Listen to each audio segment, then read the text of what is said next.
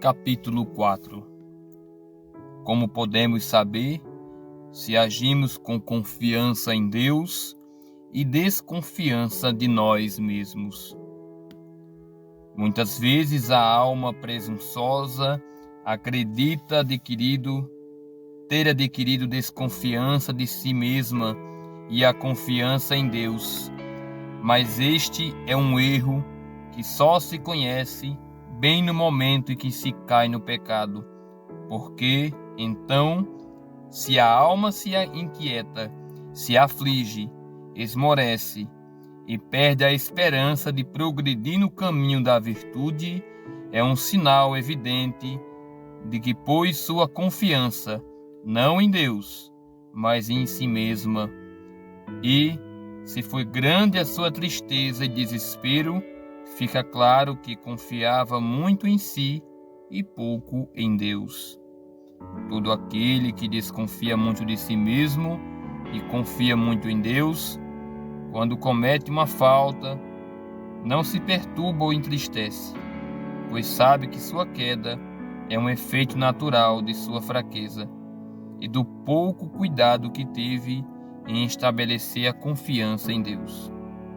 Mais ainda, com essa experiência, ele aprende a desconfiar mais das próprias forças e a confiar com maior humildade em Deus, detestando mais ainda as suas próprias faltas e as paixões desordenadas que a causam, e então, com uma dor quieta e pacífica pela ofensa a Deus, volta aos exercícios de perfeição e persegue os seus inimigos com maior força e resolução do que antes.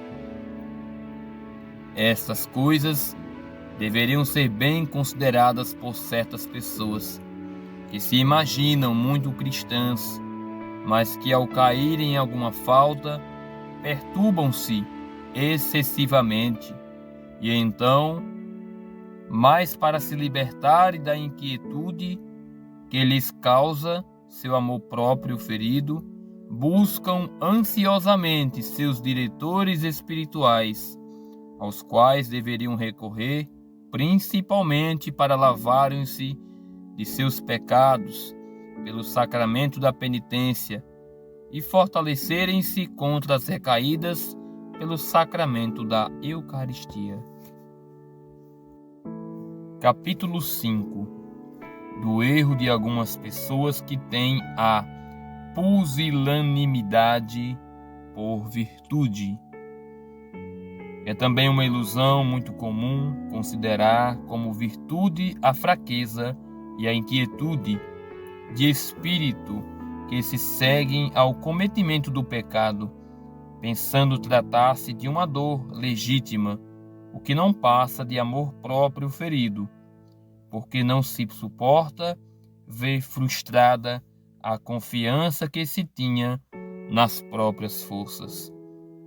As almas presunçosas, por julgarem-se seguras na virtude, geralmente menosprezam os perigos e tentações, e caso venham a cair em algum pecado, ou ter alguma experiência de sua fragilidade e miséria, perturbam-se com essa queda, como se fosse uma grande surpresa.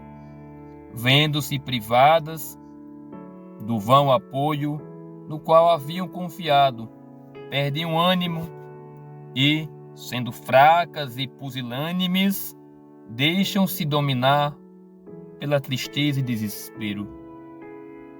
Essa graça não sobrevém jamais às almas humildes, que nada presumem de si mesmas, mas se apoiam unicamente em Deus. Quando caem em alguma falta, ainda que sintam grande dor por tê-la cometida, não se perturbam, porque, iluminadas pela luz da verdade, sabem que a queda é um efeito natural da sua inconstância e fraqueza. Capítulo 6.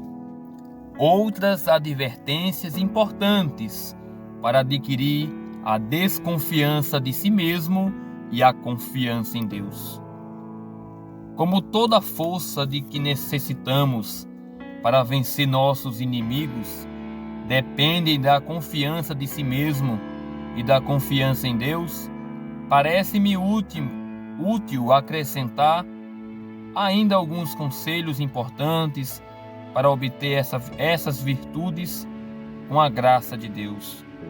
Primeiramente, deve ter como verdade inquestionável que não bastam todos os dons e talentos, quer sejam naturais, quer sejam adquiridos, nem todas as graças, nem o conhecimento de toda a Sagrada Escritura, nem o haver servido a Deus por largo tempo e estar acostumado a servir-lhe, para que te torne capaz de servir à vontade divina e de satisfazer as suas obrigações, ou de fazer qualquer boa obra, ou vencer qualquer tentação, ou livrar-se de qualquer perigo, ou suportar qualquer cruz, se a mão poderosa de Deus não te fortificar e capacitar para isso a cada momento.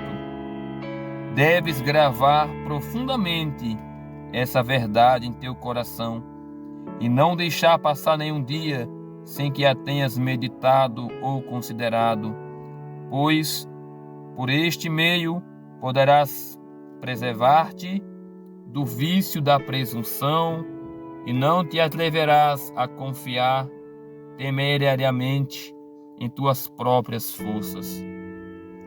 No que toca a confiança em Deus, deves lembrar-te sempre de que é tão fácil para Ele vencer poucos inimigos, quanto muitos, sejam eles fortes e experientes, ou fracos e desajeitados. Portanto, mesmo que depois de ter feito grandes esforços para seguir o caminho da virtude e da verdade, a tua alma se encontre cheia de todos os pecados e vícios imagináveis, e além disso continues percebendo em ti uma grande facilidade para inclinar-se ao mal e à perfeição. Não deixes por isso de confiar em Deus, nem abandone as armas e exercícios espirituais, mas luta sempre generosamente e considera que os que lutam confiando em Deus nunca perdem a batalha, ainda que às vezes sejam feridos, pois Deus não abandona os seus soldados. Assim, parte logo para o combate. Isso é o importante.